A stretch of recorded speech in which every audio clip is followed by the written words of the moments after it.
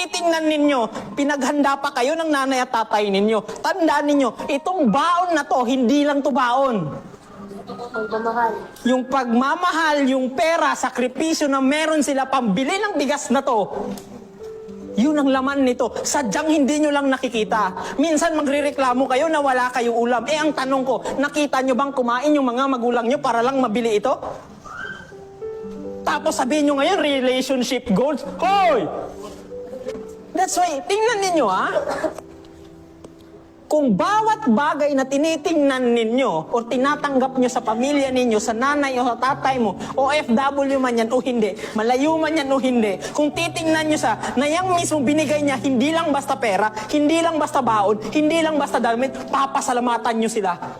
Kasi alam ninyo na yung binigay sa inyo, hindi lang yan basta baon, hindi lang yan basta pera, kundi pagmamahal, effort. Sinasaksak ko to sa utak ninyo para malaman ninyo na hindi nga, kahit papaano, hindi sila perpekto. Pero kung papansin ninyo kung ano yung binigay nila sa inyo, kung marunong lang kayong magpasalamat, kahit papaano, sobra yung binibigay nila sa inyo. Pero ang tanong ko, alam nyo ba kung paano nila nakuha to? Subukan nyo ba, Sabado-Linggo, sumama kayo sa kanila? Pero hindi, uunahin sino? Si barkada, si jowa. Tapos ngayon magagalit kayo sa kanila. It is because ang gusto nyo lang, kayo lang ang intindihin. At hindi nyo sila gustong intindihin. Paano nyo sila maiintindihan kung ayaw nyo silang intindihin? Kung iisipin ninyo, tingnan ninyo, may cellphone kayo. Mang, pang, palitikog phone. Kay tungod sa unsa? Mag-research ako. Pero anong ginagawa ng phone na to?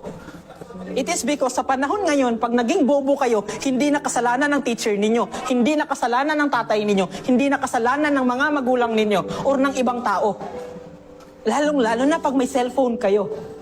Bakit? 10 peso lang ang kailangan mo. Kahit 5 peso nga lang, malalaman mo kung ano yung gusto mong malaman. Maybe hindi lahat, pero kung may gusto kong malaman sa subject na meron ka, pwede mong matutunan. But you choose nang i-research ninyo sa halip na i-grow yung sarili ninyo. Kasi ang gusto ko lang iparating sa inyo, hindi lahat, maybe hindi nila lahat nabibigay sa inyo ng gusto ninyo. Yes, nagagalit kayo. Pero mula sa baon ninyo, sa iPad na to, hindi ito nakuha ng libre. Pero dahil kahit papano hindi kayo marunong magpasalamat, hindi kayo marunong mag-appreciate, ang tingin nyo sa kanila, sobrang sama nila, kulang na kulang sila. Pero pinapaalala ko sa inyo na please naman, isama ninyo sa pangarap ninyo ang tatay at sa nanay ninyo, hindi yung jowa ninyo. Kasi itong jowa ninyo at iniwan kayo, babalik kayo kanino? Sa family ninyo. Kahit anong gawin nyo dito, paminsan, hindi halos lahat. Pag nasaktan kayo, sila yung tatanggap sa inyo.